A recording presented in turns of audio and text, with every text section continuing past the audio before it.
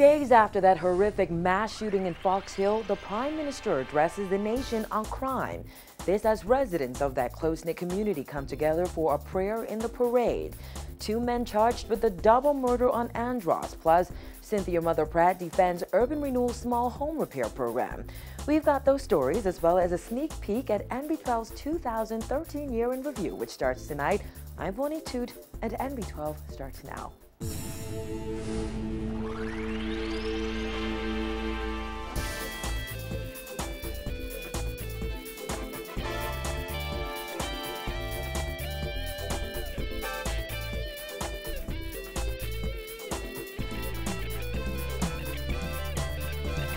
Topping news tonight, in the wake of a wave of escalating violent crime, Cabinet today convened a special meeting, putting off plans to finalize government's deal with cable and wireless to strategize on the way forward.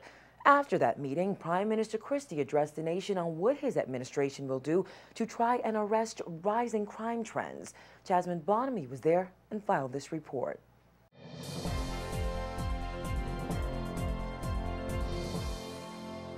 During his brief speech this afternoon, the Prime Minister revealed several solutions during hours of meetings today.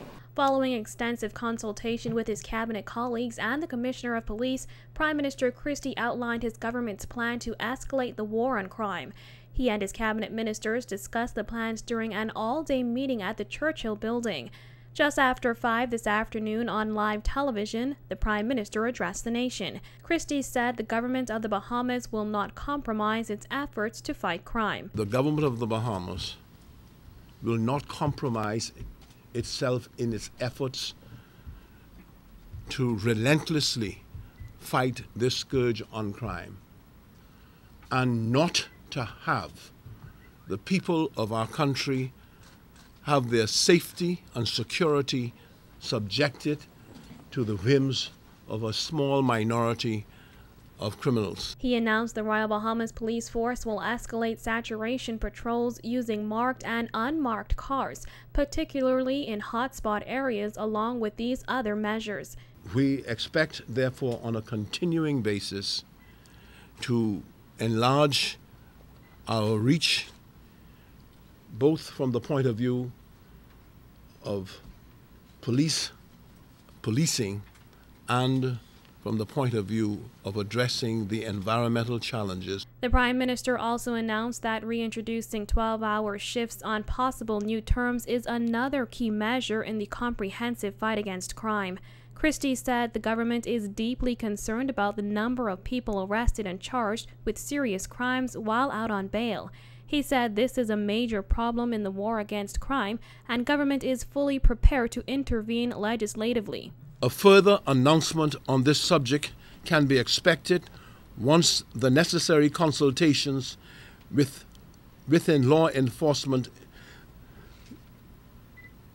have been completed. Also, a part of the new plan is establishing effective improvements to the electronic monitoring program and the appointment of new judges and public defenders, as well as expanded CCTV coverage and these other measures. Expanded use of reserve officers.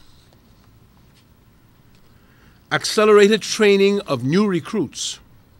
And as we speak, there are classes of 60 recruits, and we expect before the budget year in July comes about, there'll be another groupings of 60 persons in training, all of whom will be dedicated to New Providence. Expanded use of plainclothes officers and the adoption of the strike force strategy.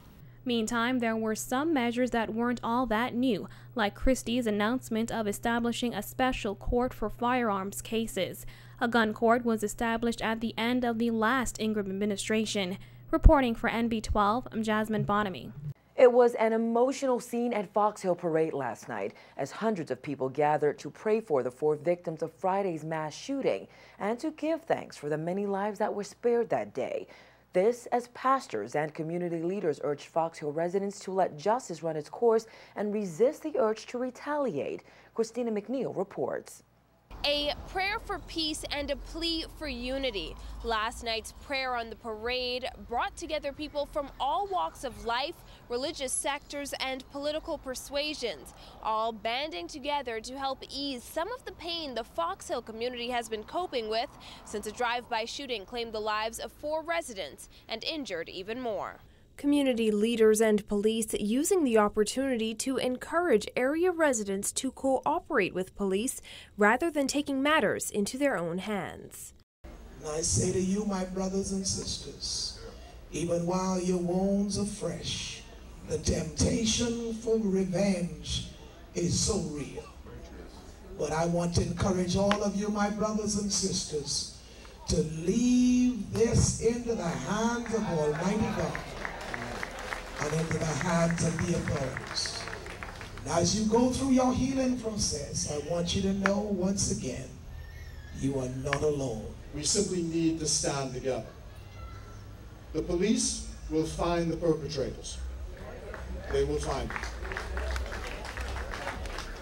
The responsible thing to do then is to leave that in their hands. And I'm grateful to the Commissioner for the personal attention which he has paid to this. Vengeance is mine, said the Lord. Vengeance is mine. Okay? And so I don't want any of you taking vengeance and going after those suspects. Allow the police to conduct a full investigation into this matter. Please allow us to investigate. Songs of forgiveness and prayers of thanksgiving rose up from the Fox Hill parade as pastors led hundreds in a vigil.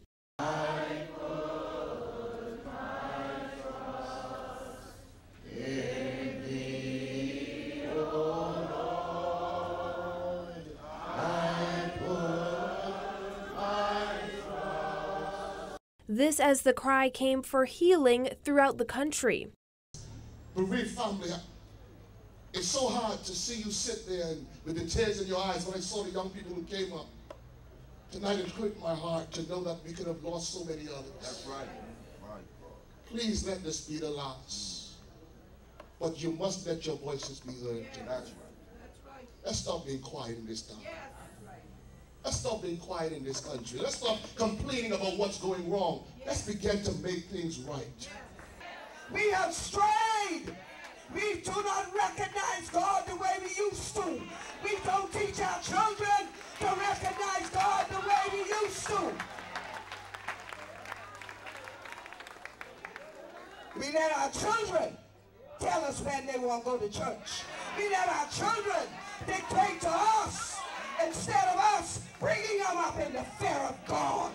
As prayers for the nation, pastors, teachers, survivors, the Fox Hill Congos, and residents were sent up, Deputy Chairman of the Congos, Ruben Raming, invited everyone to make a bold statement at the New Year's Day Junkanoo Parade in a show of unity. The men and women who are saved, give God the glory.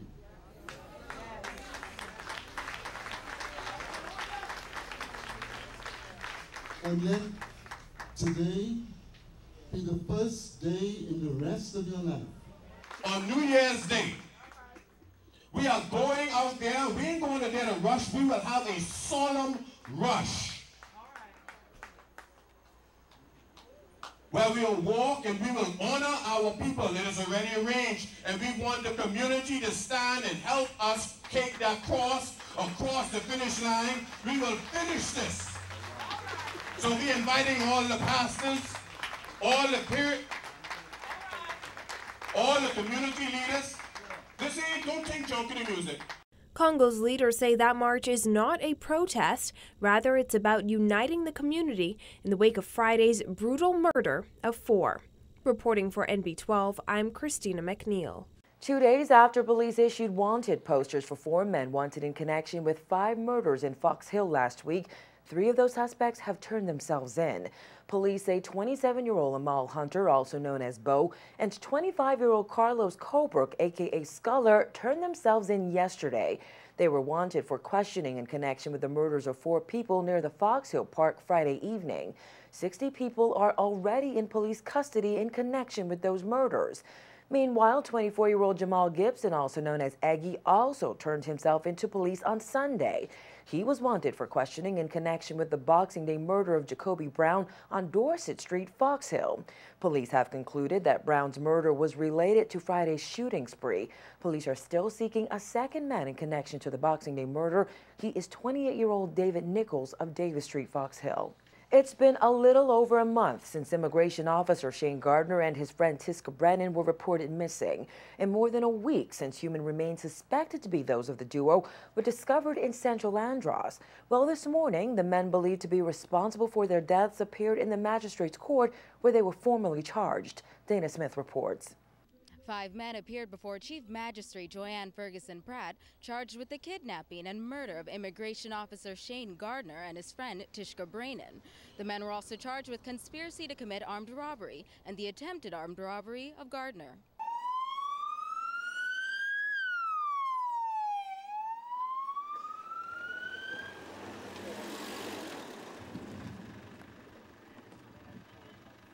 Arriving to court number 9 this morning, 26-year-old Daniel Coakley of Fresh Creek, Andros, seen here in a red shirt with blue and white stripes. Zentworn Duncombe, also 26 and of Fresh Creek, wearing a light blue and white striped shirt. 22-year-old James Johnson of Calabash Bay, Andros, in the white shirt. 26-year-old Terrell Mackey of Central Andros, wearing a black jacket and black shirt with white writing. And finally, 24-year-old Cordero Saunders of Central Andros, in the black Nike shirt. The 5 men were charged with 2 counts of murder. It is alleged that between Sunday, November 24th and Saturday, December 21st, in Central Andros, the men intentionally and unlawfully caused the deaths of Shane Gardner and Tishka Brennan. The men are further charged with 2 counts of kidnapping. It is alleged that between those same dates, they intentionally and unlawfully kidnapped Gardner and Brennan without their consent.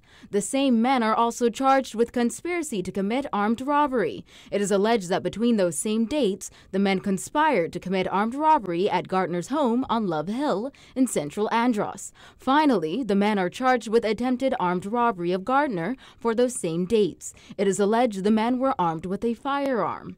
Johnson, Duncombe, and Coakley were represented by attorney Ian Cargill, who told the court that 22-year-old Johnson, in the white shirt, had been withheld from his asthma medication.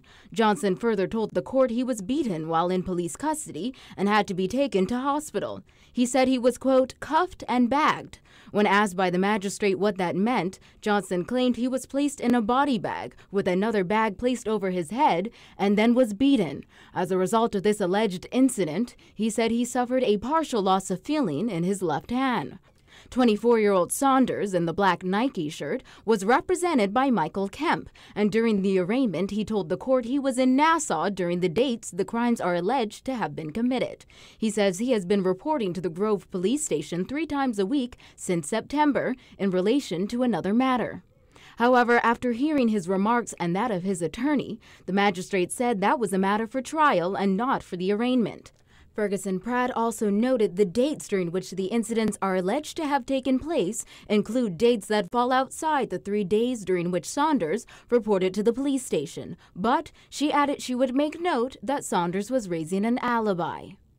The men were not required to enter a plea, and all 5 were remanded to Her Majesty's Prison until their next court appearance on March 5th. Reporting for MB12, I'm Dana Smith.